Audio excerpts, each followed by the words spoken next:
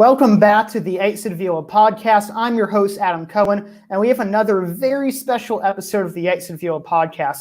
Jay Goldberg is with us here today. He's a curator for the critically acclaimed Bergino Baseball Clubhouse and creator of the Memory of America, Remember Your First Baseball Game project. Jay, thank you for coming on to Velo today, and how are you doing? Great. Thanks so much, Adam. I really appreciate you having me as a guest. Yeah, I'm very happy for you to be here. I'll mention later on how I know Jay, and I've known him for a while, so it's really great to have you on once again. And I want to start towards the beginning of your career interacting with baseball and sports legends. You earned a degree at NYU, worked on several mayoral campaigns, Senate campaigns, and even the campaign of presidential Democrat primary campaign of Walter Mondale from 1980 to 1986. But starting in 1986, you started doing image campaigns for baseball mortals such as Mike Schmidt, Ralph Branca, Bobby Thomson, and sportscaster Al Michaels. So how did you make this transition from law and political campaigns to image campaigns? Well, I made the transition from political campaigns over to sports. Law, I went to work for a relatively large sports agent firm. It was called Athletes and Artists. It doesn't exist anymore. It was one of those that got bought up and merged and things. But when I started and when I left, it was still called Athletes and Artists. And I went to work there in 1986 after working in, as you said, in politics from 80 to 86. And I went to law school at night while I worked at the sports agent firm. So there was never like a transition from the law. As a matter of fact, I never even practiced the law. So I worked full time for this sports agent firm, and I went to law school at night. So that was for 4 years at night. And I was at the sports agent firm for about 5-6 years. And when I worked on political campaigns, I worked with the premier political strategist in the country, David Garth. And so we worked on everything that had to do with a campaign. A lot of it is an image, basically. And so when I was brought in to Athletes and Artists, they brought me in to do marketing. And so when I say image campaigns, what I really mean is marketing, except with a little more, I guess you could say intelligence, I'm not sure. But or sometimes what happens is an athlete or a sports personality, they'll just do anything, any endorsement, it doesn't matter, anything that's marketing related. If they can make money, they'll want to do it. Many times. So when I say image campaigns, it was really about the overall image of that particular person, ball player, sportscaster, Olympic athlete, whomever it may be. You want to just make sure everything they're doing fits in with the overall image in a marketing sense. So I really did everything that was marketing related, whatever, endorsements, book projects, speaking engagements, anything like that. So it was kind of the transition from political image making, so to speak, to the sports world of image making. And then law school was at night during that time. Well, that's very fascinating that you were able to work on such a large political campaign. And how did you think it involved that? That's not really something that I would say like an ordinary person gets involved. Not saying that you're ordinary, but like just the regular person doesn't get involved in a campaign with that. So how did you end up working with him? What happened actually, it's interesting. I went to, as you said, I went to NYU undergrad, and my junior year, I got a part-time job working there. And my job at the time was called a clipper. This will definitely date me back to 1980. This is pre-internet. So we would get the newspapers from all over the country, or whatever. Let's say somebody was running for Senate in Pennsylvania. We would get the newspapers from Pennsylvania. I would sit there and I would read the newspapers, and then I would clip the articles that related to the campaign in any way, or an issue that could relate to the campaign, anything that the candidate and that we would need to know about. And then I Xeroxed them. I took Scotch tape, the clipped article, put them on a paper, and then Xeroxed it. And I passed around the clipping packets to the president of the company and all the other executives at this political consulting firm. So that's how I started. It was just a part-time job. And then when I graduated from NYU, I went to work there full-time. And then eventually, at some point, I got out of the clipping room and I did some a little higher level things at the firm. But I loved it. I was there from 1980 to 86, and I loved my bosses, and it was great. It was a great experience. I really, many times I think back to those days, and I really loved it. And occasionally I miss the world of politics. Not often, but sometimes I do. Mm-hmm. Well, I'm sure. Well, I guess with the political landscape of 1980 to 1986, how does that relate to the political landscape today? Like, I'm wondering what your thoughts on how different the two landscapes are, and we'll obviously dive into that more later with the first game project. But what are your thoughts on today's political climate right now? Well, the political climate right now is a mess. Obviously, I'm not sure anybody could say otherwise.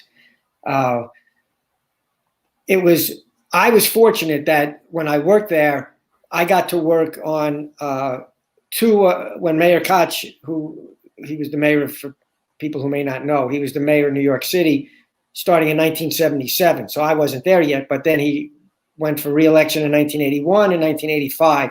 So I got to work on those campaigns, and I loved him. To me, he's the second best mayor in New York history after LaGuardia.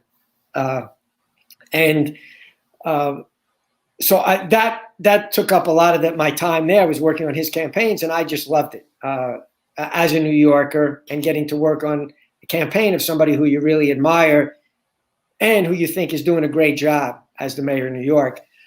So that was, people forget, or if they weren't born at the time, they certainly don't know.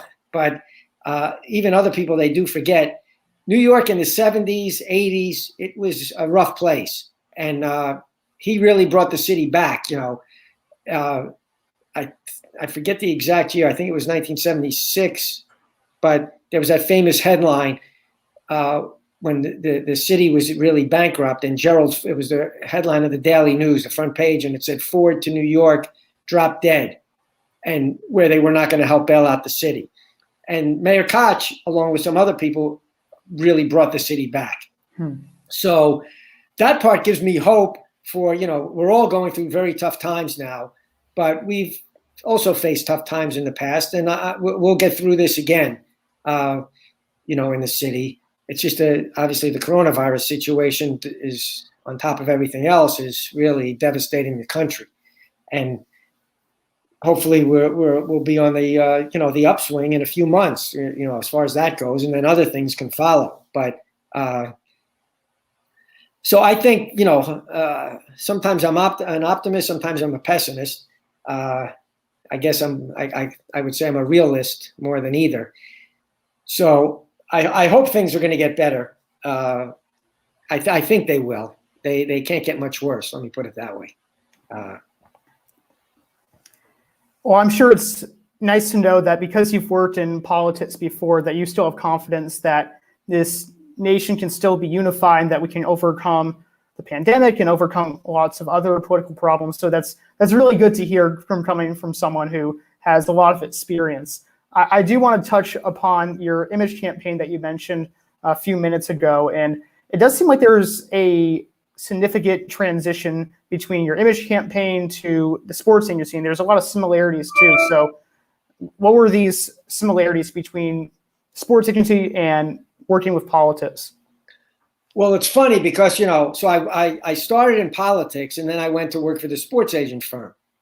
And I remember it was like my first couple weeks there, they said they had a big potential big gymnast, this young girl, her name was Christy Phillips, and she was supposed to be the next Mary Lou Retton, which it never quite turned out that way. But she was the U.S. champion, but she never, physically, she started to change right before a few months before the Olympics. So it was tougher for her to do the type of routine she needed to do. And so she never won the gold medal or anything like Mary Lou Retton. But anyway, it was my first few weeks there, and it was the U.S. Olympic Championships to decide who's going to the Olympic Games for the U.S. And it was in Salt Lake City. And they sent me out there to kind of just oversee, because we thought she was going to be this next Mary Lou Retton, and she was going to be a potential huge marketing story, going forward. So they sent me out there by myself. I was out there kind of working with Christy and her mom and her dad. And I had just come from the world of politics. And now I'm out at this U.S. Olympic, the national champions for gymnastics. I didn't know anything about gymnastics at the time. But I found out quickly that it made politics look like nothing. I mean, this was much more political than politics, because in gymnastics, it's all about scoring. It's not like baseball where whoever 2-1, the game's over. Like whoever had that team won the game. Here or if somebody hits a single, it's a single. Like you can't say, oh, that was a ground out to the third baseman. It's a single, So, but in gymnastics, it's you do your thing, and then the judges judge you, And so I realized quickly that there were a lot of politics in the world of gymnastics at that level of gymnastics. And it just was interesting that I had come from politics and I thought those days were done. And then all of a sudden I'm thrown into this, and it was a little disheartening, I have to say, at the time, because I wasn't expecting that. And I guess that was my introduction to the world of professional sports, the way it really works. And I know the Olympics are supposedly amateur sports, but it's a lot of it is quite political. So maybe it was interesting because when I got hired from the sports agent firm, what the president of that company, what he said at the time is the reason that he actually hired me is because I had worked in politics. And he thought working in politics was a good background to be a sports agent, which no one else had ever said before. And no one else really has ever said since that I've heard. But he thought that, and maybe he was right. I don't know. I'm not sure. But that's really why he hired me. He liked the fact that I came from the world of politics.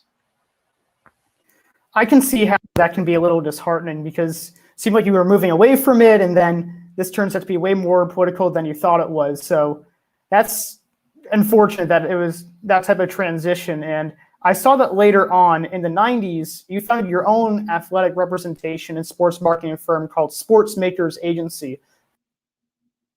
Do with going from artists and athletes to creating your own independent firm?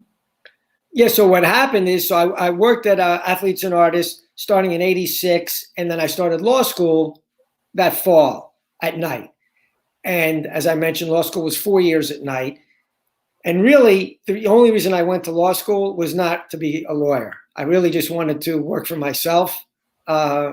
So after I graduated, I thought the time is getting close to when I wanted to work for myself. And then through someone who was a client at Athletes and Artists, who I was very friendly with, he said, Bobby Thomson and Ralph Branca, they were coming up on the 40th anniversary of the famous Shot Heard Around the World. So it was going to be a big commemoration.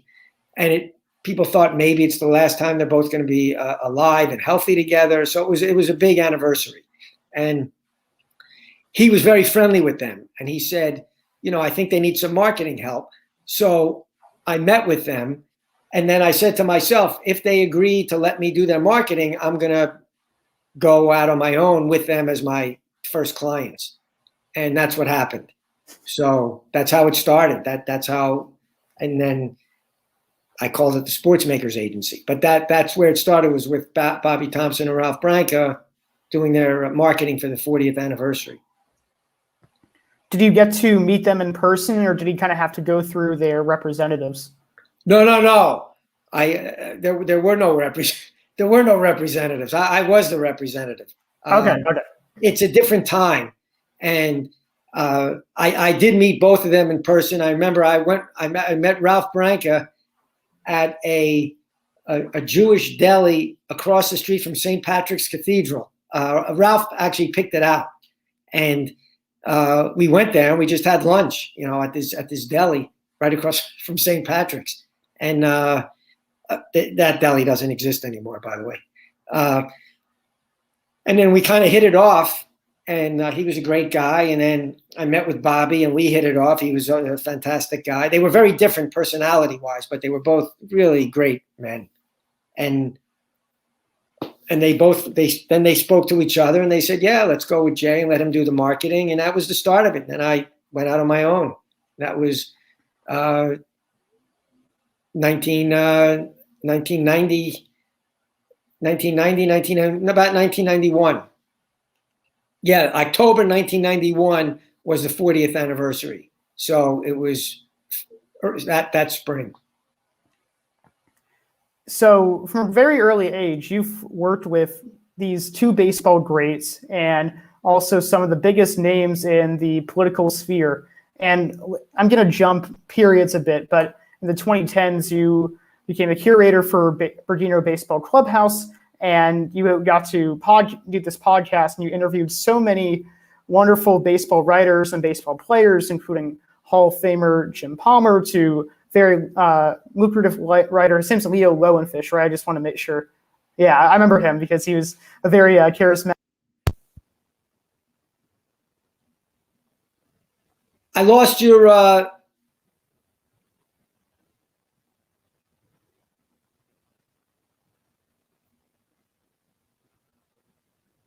I can't hear you.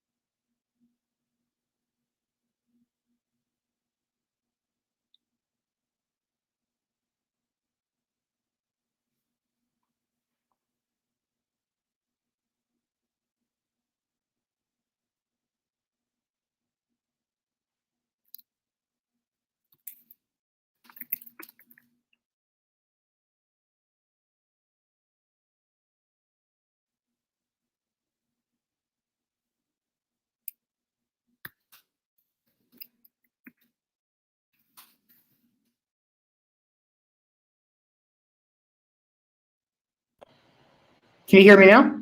Now I can hear you. Oh, I don't know why.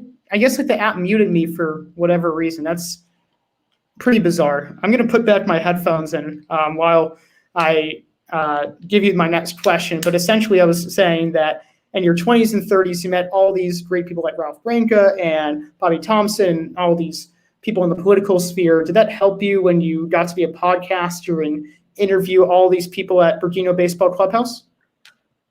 Yeah, I think that's an interesting question. I think what happens is after when you start to work with some people who other people maybe get intimidated by, or maybe because I was younger, and you start to work with major political figures or athletes,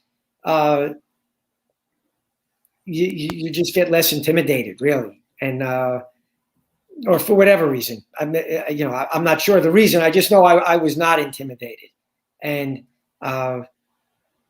I don't know, maybe it was something I remember when I was a kid, my dad used to tell me, just because he was talking about some Supreme Court justices who weren't too swift. And he would say, just because they wear a black robe and sit in a swivel chair, it doesn't make them a genius. So I don't know, maybe I just always felt that way. But I know I never,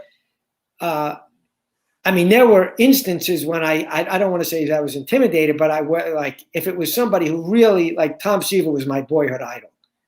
And when I saw him in person at this event, that was intimidating. But that was a different way. It was just because this is the guy that I thought was God from the time I was 9 years old, So, but in general, no. They're just like anybody else, really, and they just happen to be great at what they do as a profession, for a pro athlete. Sometimes they're great at what they do and not even average at anything else. So, no, I didn't really feel intimidated. No. That always seems to be a very good quality of someone who's a great speaker and has great interpersonal skills. So I'm not too surprised with that, especially after hearing your podcast for so long. And I do want to touch more upon Bergino Baseball Clubhouse, because it was such a joy to be there. And for those who don't know, it was located in Greenwich Village, NYC, and your clubhouse created this tight-knit community of baseball lifers and had so many incredible writers come on, and it was stacked with this unique baseball memorabilia. My personal favorite being a Jewish boy from New York City, the baseball yarmulkes, and those are always really fun to see. So my question for you is, what made you decide to create this type of baseball community? Well, what happened was, so after I started to really get delusioned as a sports agent. I had done it for 15 years total, from the time I started working at Athletes and Artists for somebody else through all the times I worked for myself.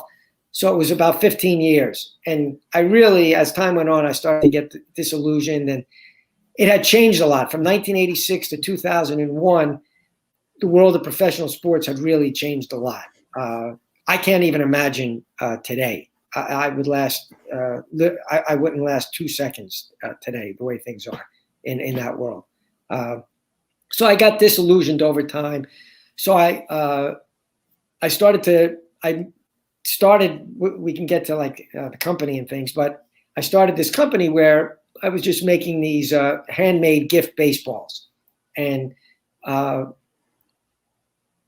that's really, we can get into the name and how it came to be and all of that. But so I went in that direction really just because I did not want to be a sports agent anymore. So I started doing that, and I did that for about 10 years of wholesale. And then eventually I had a website selling retail. So it was wholesale and a website. And I think when I first started the clubhouse, my real thought was the Bergino Baseball Clubhouse is I just wanted, to sell the baseballs myself besides selling them wholesale. I wanted to have my own place where I could set them up. I could display things the way I wanted to and design a store the way I wanted to. And that was really how it started. Along with the gallery aspect of wanting to also turn it into a baseball-related art gallery. But as far as the events, that really was not even on my radar when I started. It turned out to be really what it became known for and what I enjoyed the most. But that was not part of any master plan. That kind of happened by luck. Before talking a little bit more about the clubhouse, I do want to go back to your sports agency. So what made you, after 15 years of being a sports agent, decide to move on from that type of career? Well, I started, I would say, probably in the early to mid 90s already. I really had become disillusioned with it. I had some clients, and, I guess I could give you two quick examples. One is I had a client who was a big prospect. I don't want to say his name, obviously, in the team, but he was a big pitching prospect, and he got arrested for drunk driving in spring training in Florida during spring training. So I had to fly down there and try to, help him with this. And, I'm like, why am I doing this? Like, if I wanted to be an attorney to do this, I would have become an attorney to handle drunk driving cases. It was not really what I was interested in. Mm-hmm. And, I didn't get arrested for drunk driving. He got arrested. But what happens is, the moment a pro athlete gets in trouble, it's no longer his problem. It's the agent's problem. So that started to wear on me. And then I had another client. It was about a different organization, a different pitcher, as it turns out. It was like 20 after 4 in the morning, the phone rings, and it's his wife, and she wants to know where he is. Obviously, she woke me up in my apartment. I have no idea where he is, but he's obviously not with his wife.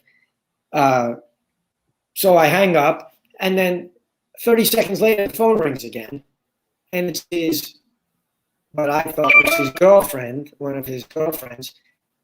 She wants to know where he is. So now I have his wife calling and his girlfriend calling at 4:20 in the morning, and just things like that over time. And that's what you end up doing.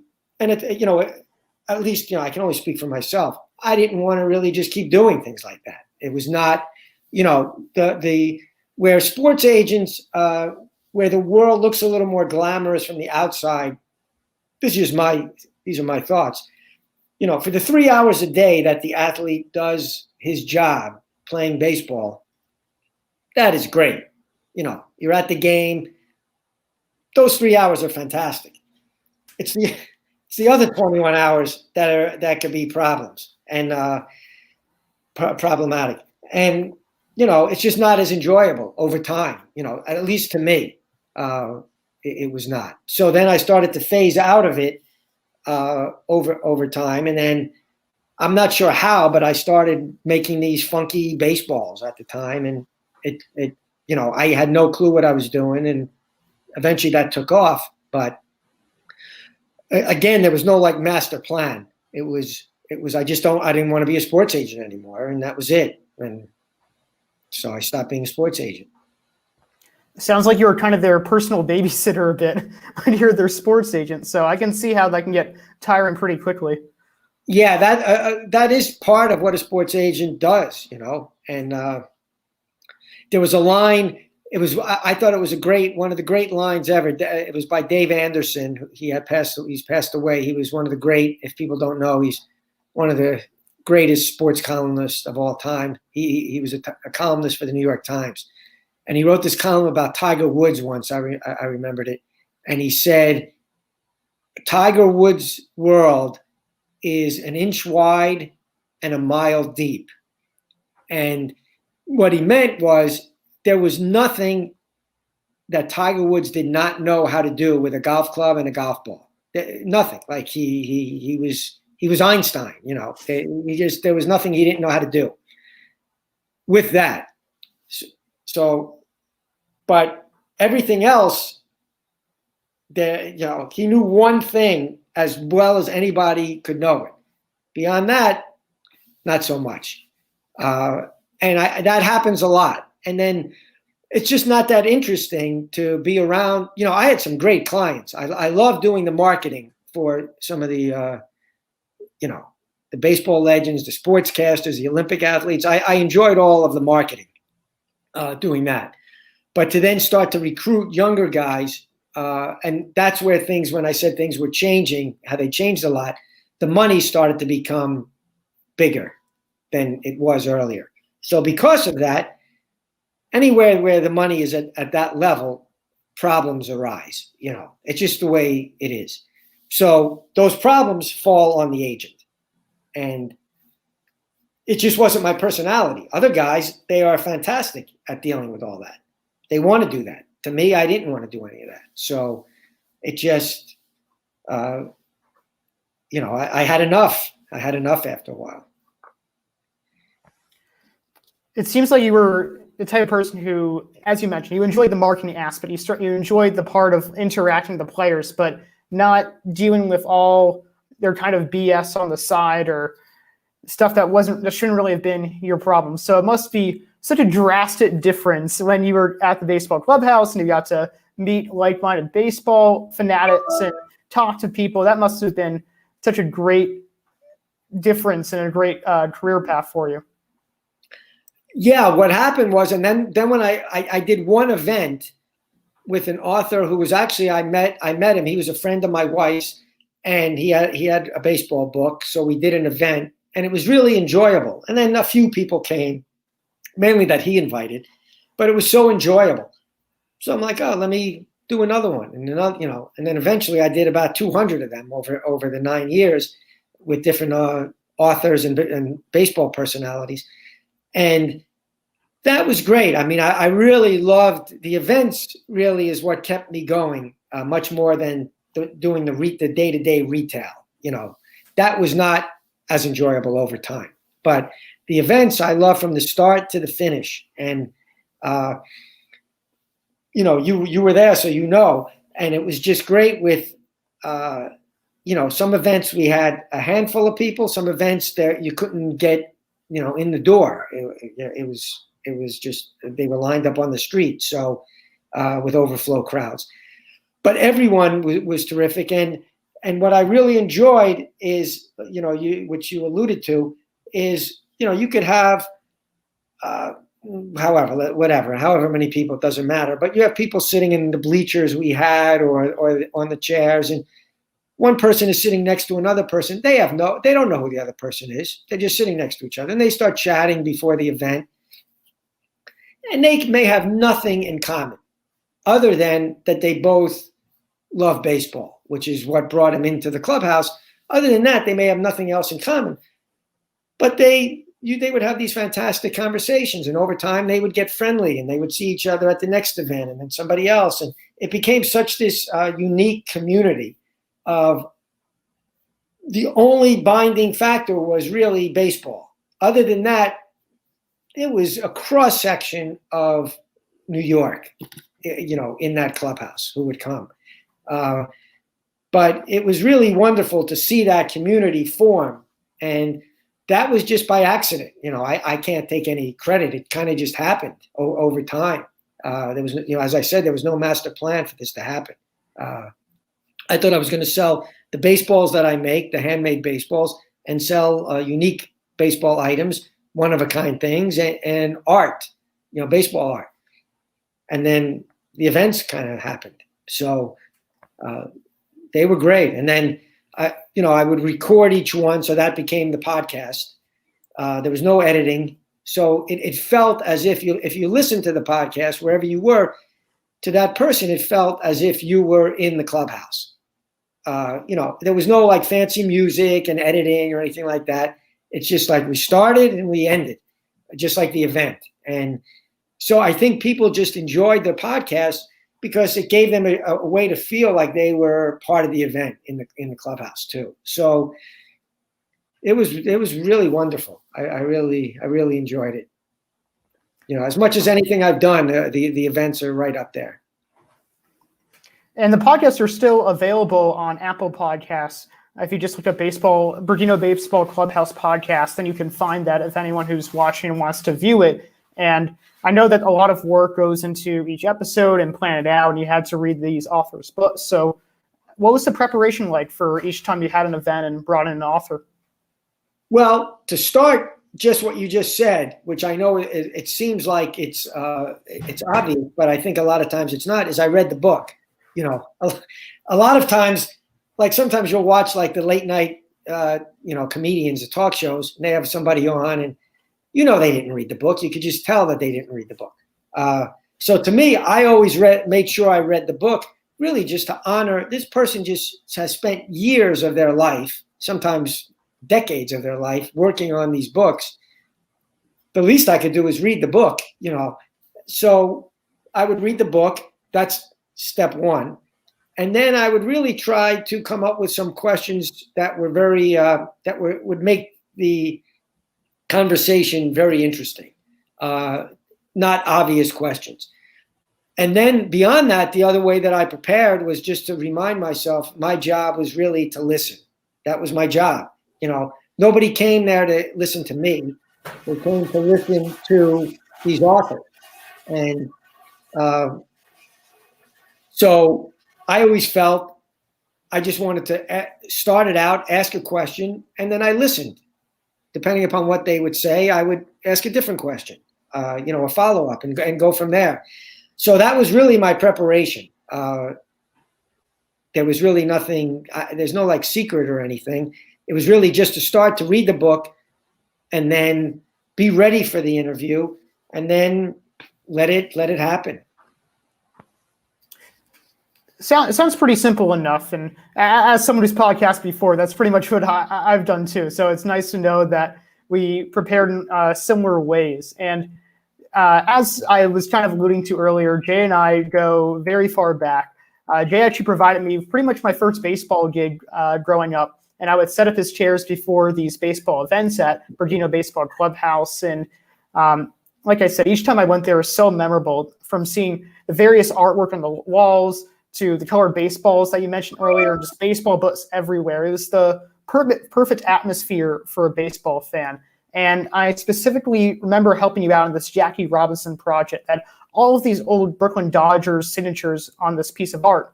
And the goal essentially that I helped out with was to find out whose signatures they were and how much each signature was worth. So what is the backstory of why all these Brooklyn Dodgers players signed this specific piece of artwork, and how the project ended up working out? Yeah, that was real. That was a really fun project. You did a great job on that. Thank you. By the way, that was not that easy. So I had this piece of original art. I always tried to have unique things. Sometimes, and this is one of the things that would wear on me over time from the retail end, people would walk in and they'd look around, and then you'd see somebody like sneaking to their phone and like plugging it in on their phone, thinking they're going to find something for like a cheaper price somewhere on Amazon or something. But those are not the kind of things that I sold. I sold unique things. So this was a one-of-a-kind item that I came upon, and I don't remember what the event was. It was some type of event in Brooklyn, but it was an anniversary event that related to the Brooklyn Dodgers, honoring Jackie Robinson. He had already passed away, but it was honoring Jackie Robinson, and it had all these signatures on it, including Rachel Robinson, Jackie's widow, and Sandy Koufax. It was a wide range of Brooklyn Dodgers who had crossed paths with him, basically, and maybe some who had not crossed paths with him. I don't remember, but. So basically, I remember your assignment was we had to figure out what the value of this was. And it was very difficult because it was a one-of-a-kind with all these unique signatures. I mean, there's probably not a lot of things. And it was on beautiful artwork. The actual artwork itself was beautiful. And, you have Rachel Robinson and Sandy Koufax, and I don't remember, like 60, 70 other names on there. So how do you value something like that? So it was difficult. So that's where you did a great job. We came up with this idea of, we wanted to find out what each autograph was kind of worth as a standalone, just to give us a baseline. And then we kind of went from there and tried to figure out what this item should be valued at. And then somebody bought it. I remember when she came, she bought it as a gift. I remember the person who bought it, she bought it as a gift for her husband. She came in specifically looking for something very unique. I remember she said, "Do you have anything that no one else can find anywhere?" I said, "This is it. This one piece, besides the original artwork that we sold, an original is an original. So there is no other one. But this was an original as well, and just so unique because of the mix of signatures on that. And hopefully you had fun doing the project. I really enjoyed that piece. Yeah. Yeah, I really enjoyed working with you on it. And I specifically remember trying to find these different baseball players who played between the 40s and 50s. And I also remember you bringing in someone to look at these autograph signatures. And some of them we had difficulty making out whose name they were. So I'm glad that it sold well. And I hope the woman was very happy with it. And it seems like it worked out.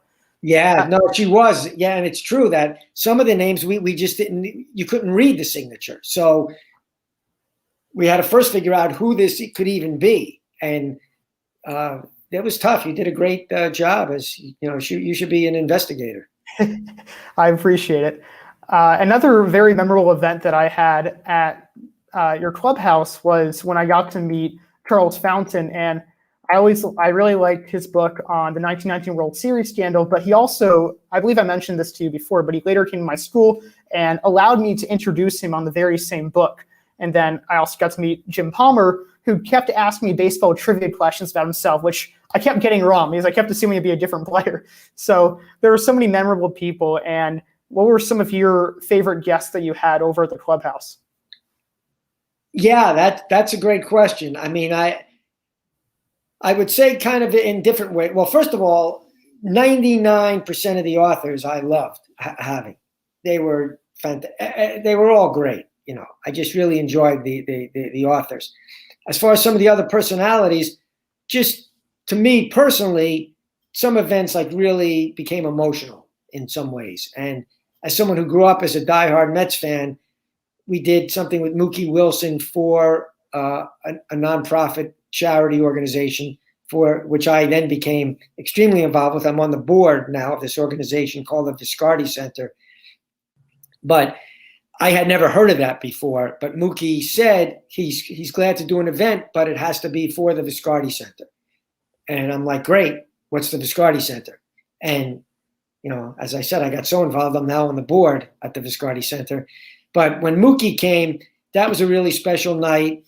When Dwight Gooden came on Father's Day for a private event with one of his children, a daughter, and that got emotional. He started crying during the event, and at that time he was in a period of his life where he was doing great. He looked great. He's one of the sweetest men I've ever met, athletes I ever met, and I just hope everything goes fine for him with his life, because you cannot meet a sweeter guy. And then there was an event. It was really like, sometimes things would just happen. You weren't expecting them. There was a book, and it wasn't a big book. As you know, we had like some major books. I had Pulitzer Prize winners, and as you said, Jim Palmer, and I had from the New York Times, Ira Berkow, George Vesey, the great Marty Appel, Lee Lowenfish, who you mentioned. I mean, on and on. These, the premier baseball writers in the country, and they were all. They were great. And then, but I had this one book called The Game of My Life, New York Mets, and the author Michael Gary. Nobody really knew who Michael was. He wasn't even a full-time. That was not even his full profession. I forget what else he did, but he also wrote this book. And the book was about each chapter was a different Met, and the Met picked out like his greatest game as a Met. But that didn't necessarily mean like the game when he hit 4 home runs or 3 home runs or something. It could have been great in a different way for him, something meaningful. And then I never had met him before the event, and he said, is it okay if I bring somebody? I'm going to try to bring somebody from the book, one of the guys. I'm like, yeah, great. So he brought Ed Charles. For people who may not know, Ed was the third baseman on the World Series championship, the 1969 Miracle Mets team. And there's that famous picture when they actually win the World Series, and they all come, there's the scene on the pitcher's mound when they're jumping on each other. But before everybody gets there, it's just the pitcher and the catcher. And then here comes this guy from third base, Ed Charles, and he has his arms wide open. And his nickname was the Poet.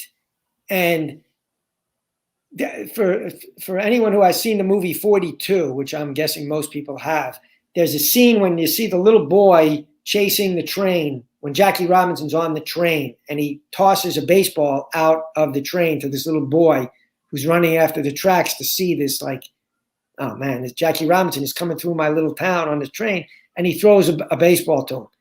That was Ed Charles. The real story is that was Ed Charles as a boy. And then Ed Charles goes on to become a Major League Baseball player himself. So his nickname was the Poet. He wrote poetry. So he's now at the event as a guest of Michael Gary, the author. And somebody said, Ed, you were a great poet. You were a great poet. Why don't you give us some of your poetry? And then Michael said, why don't you do the Jackie Robinson poem? Do you remember the Jackie Robinson poem? And he didn't have it written down or anything, but he had written a poem about Jackie Robinson. And he started to recite the poem, and he just broke down. He got extremely emotional. It's a really beautiful poem. So everybody was crying. The entire place was just in tears. And, it was an unexpected, who would have expected something like that, that kind of a night out of a book that most people probably had never, Michael's a great guy, but I don't think many people have heard of Michael Gary, the baseball writer, the author. So it just turned out to be like a very special night for the people that were in the clubhouse that night. And including myself. So that was something I has to be at the top of the list. So those are three Met-related things that went to the top of my list, I know, but that just was coincidental. Really, they were all, I mean, it was, almost 200 books. And from 2010 to 2018, and it's pretty much anyone who wrote a baseball book in that time, a great baseball book, they were in the clubhouse, along with Hall of Famers and team owners who would come and things like that, baseball personalities, scouts. Probably the in some ways the events that the crowd loved the most were the events with the baseball scouts, because how often does somebody get to meet a baseball scout? You don't meet baseball scouts, but they love the game more than anybody.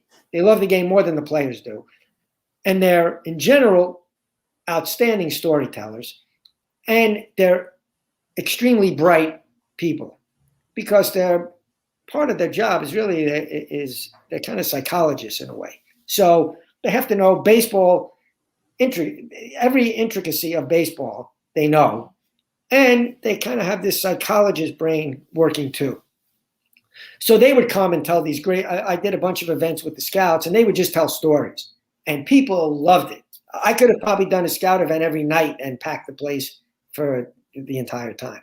But they didn't have books or anything. They would just come and tell stories, to baseball fans. So those were the things, the events that really, at least for now, that come to the top of mind.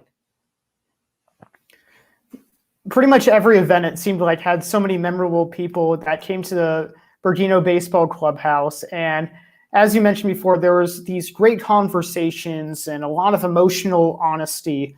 And I'm going to segue into your current project, the Memory of America, Remember Your First Baseball Game project. And this project, of course, asks your interviewees about the first games, but also appears no topic is off the table, kind of similar to some of your talks at the clubhouse. And you talk about race, sex, class, religion, politics. So what are the similarities between the interviews that you had at your clubhouse versus this Remember Your First Game project? Well, it's interesting. In some ways, it's related. In some ways, it's the exact opposite. When you asked how did I prepare for the podcast and the events in the clubhouse, I do the exact. In some ways, I do no preparation for these interviews. I don't know who these people are. Even if they're famous, I don't sit there. It's not about them as whoever it may be. Somebody I interviewed, a former poet laureate of the United States. I'm not going to ask him questions about being the poet laureate. That's not what the project is. He's there just like you or anybody else, talking about his memories of his first baseball game. That's what he's there to talk about. And so all I would do is, again, it got back to listening. I made sure I listened very carefully in the interviews, but there's no preparation. All I would want to do, as a matter of fact, many times people would say, like, I'm not sure if I really have a story. And I would be like, oh, don't worry about it. We'll do the interview. My guess is you do have a story. And sometimes they would get the year wrong. They would say, oh, it was, and they'd be convinced that it was 1965 or something, and they were there. It was Tom Seaver's rookie year, but it couldn't have been 1965 because he wasn't a rookie in 1965. But they're just, their memory is off. So I fix that. It's not a 60 minutes type of a thing. I fix the year. The rest of it, I don't change their story, but just to protect them, I fix the year to make, if it's obvious that they were wrong. And we start talking about memories of their first baseball game. And I don't ask about these other topics that you brought up, gender, race, disability, immigration, whatever. They bring it up, Okay. but they don't bring it up as a topic. It's just part of the story.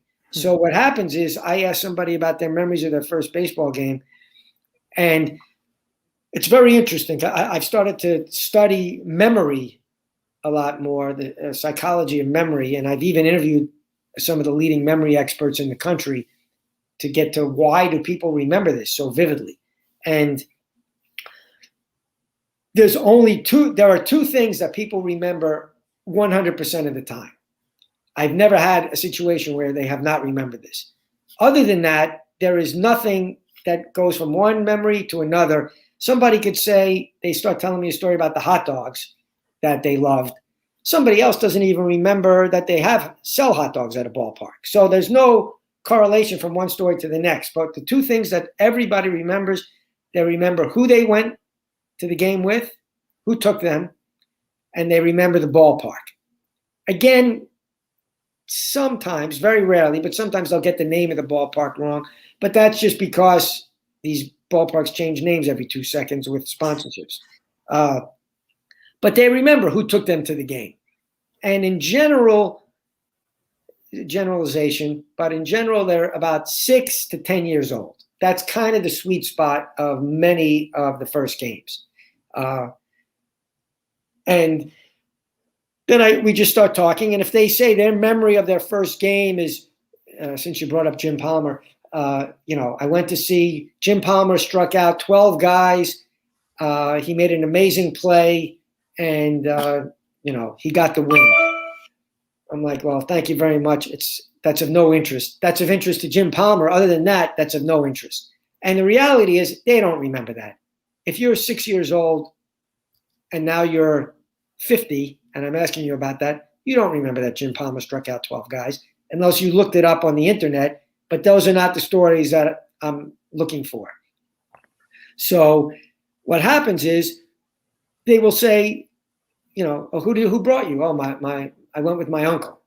And blah, blah, blah. And then the question leads to the next question. And then all of a sudden we're off on other topics. And many people don't remember anything about the game at all. I don't. My memory has nothing to do. I don't even remember seeing the field. I was 4 years old. I have no memory of the field, but I have other memories. And so those other memories are my memories. Has nothing to do with baseball. And that's the majority of the cases. It has nothing to do with baseball per se. It's about everything else. And that's what makes the project so interesting. Because then all of a sudden people can see themselves in other people. And what the project is meant to do, it's really, which gets back to maybe it was your first question tonight or one of them, about the situation that our country is in, the divide. And this is really, the project is to try to show empathy, connection, and understanding with other people. And if somebody starts talking about hot dogs and smell, a lot of things are sensory.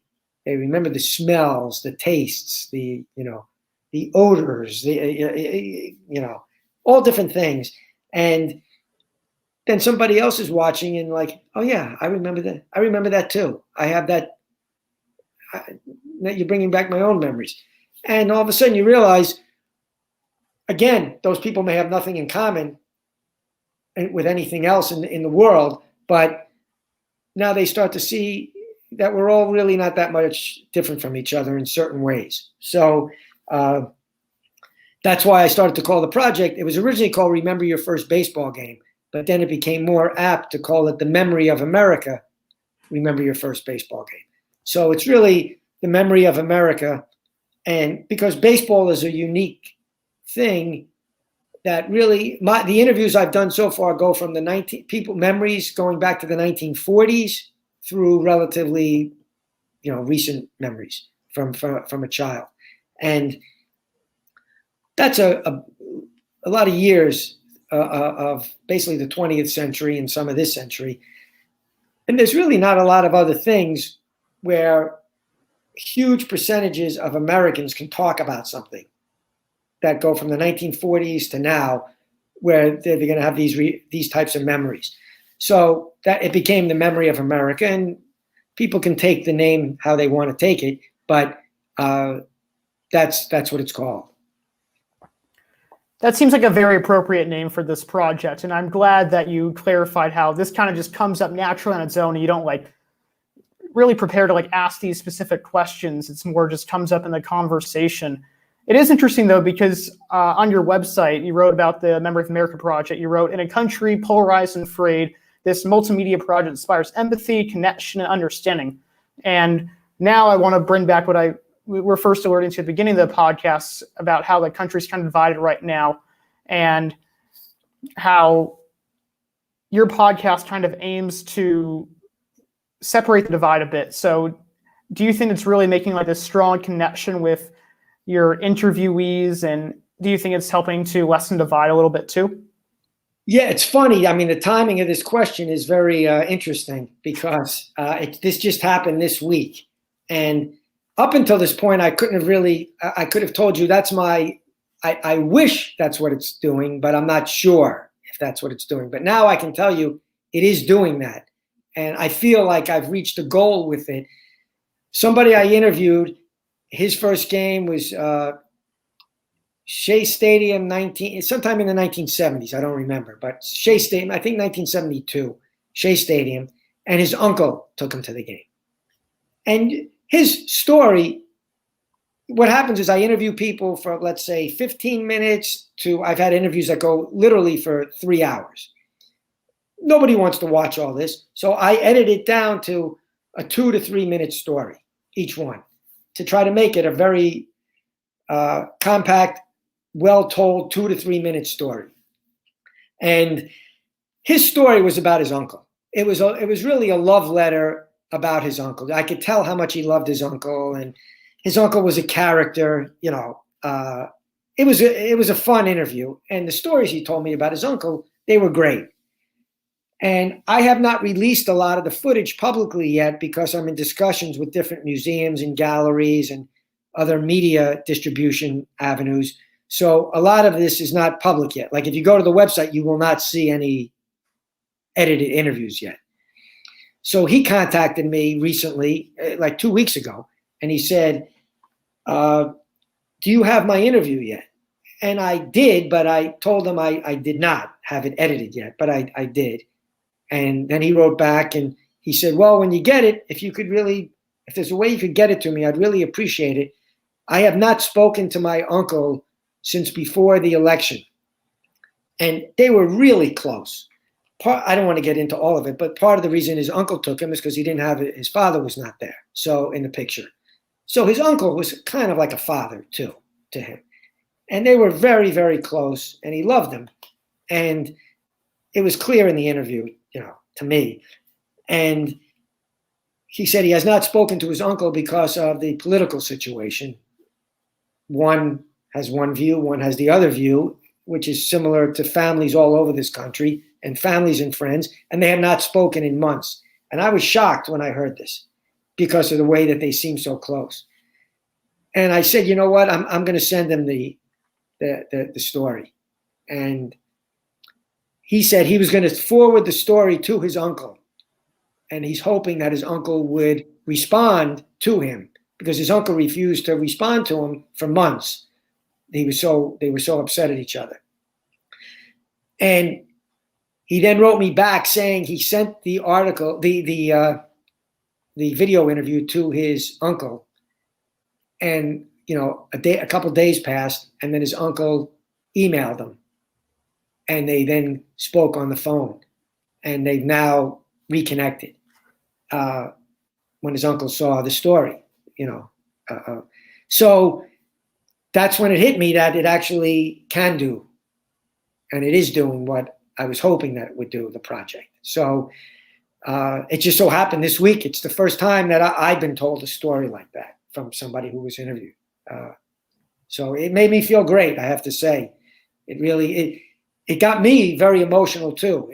He was emotional. The person I interviewed was very emotional about it. And then when he told me the story, it got me very emotional. That at first I felt so bad that they had grown apart and they would not talk to each other because of politics.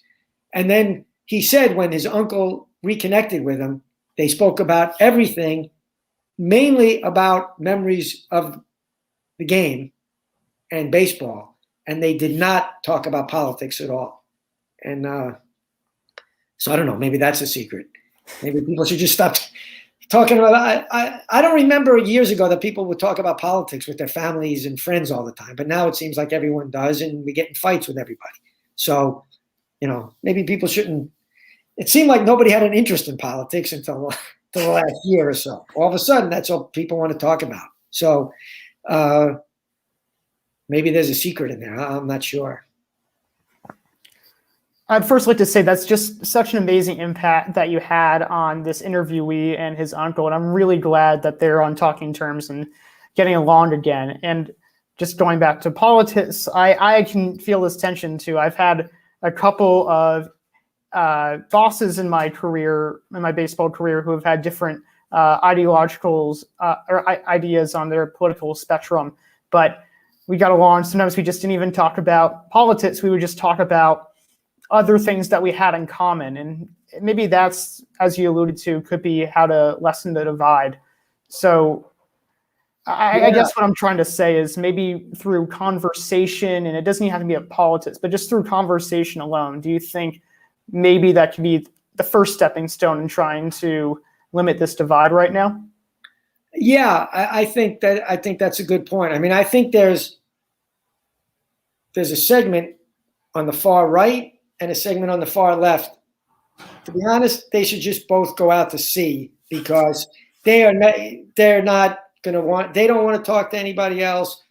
It's either their way or forget it, and it's true on both ends.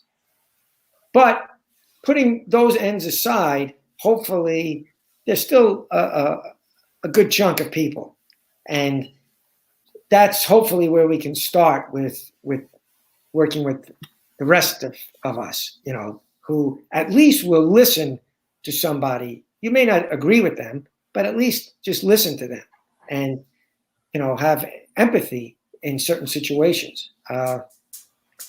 So I think it's possible. I think it's not easy. It's certainly not easy, but I think it is possible. But I think a lot of it has to do with empathy begins with listening. It's like we were talking about these interviews. In some ways, the key to a great interview is just to listen. If you listen, the other person will say something. If you're talking, they can't say anything. So, and when you listen, you hear and you learn things. So I think if we could get to just listening, that's the start. That's the starting point, and then we can go to the next step. So I hope so, because if it doesn't happen, it's not going to be so pleasant. So hopefully we move in that direction. I do like the relationship that you have just from your career in baseball and career as a podcaster and interpersonal relations to your career in politics. And it seems like a common theme that you have is listening to people and having conversations and having empathy and getting to know them better.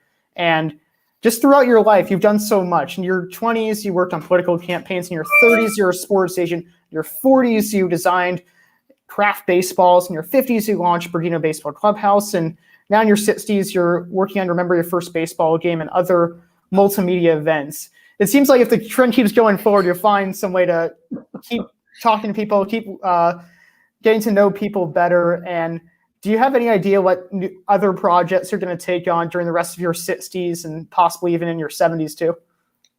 No, I have no idea. I have no, sometimes I'd laugh, like sometimes I would talk to especially when I had different interns over time, you speak to kids in college, of college age, and what are you going to do? And they all have like these plans, like I'm going to do this and this and this and this. None of that ever happens. It's just not the way life is. It doesn't work that way. None of this was planned at all, including even politics. I just needed a part-time job when I was at NYU, and I got this job reading and cutting out newspaper articles. Like, that's how I got into politics, really. So, and then the next thing. So I have no idea what's next. Hopefully, I'm just at the beginning of my 60s. So maybe for my 70s, hopefully I make my 70s, and I'll figure out what happens at that point. But as of now, I'm loving this project. Unfortunately, I haven't been able to do in-person interviews since the pandemic started.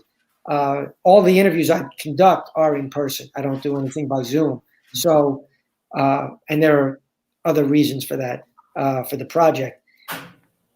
So I have hundreds of people that are waiting to be interviewed as soon as it's safe to do it again. So that will probably take me into my 70s, the way it's going. So I think I'll be doing this for a while. Mm-hmm. Well, this certainly seems like a great project for you, and just even go on your website and looking at some of these different types of interviews about the Memory of America project, they are really fascinating and really interesting. And I highly recommend anyone who's listening to please give this a look. You can always visit Jay's website, jaygoldberg.work, and you can find all his work there, and it's very intriguing. So that is all the time we have for today. Thank you so much for joining us on the show, Jay, and thank you all for tuning in. Be sure to check out the next Velo podcast at 7:30 p.m. this Saturday. And until next time, this is the Velo podcast.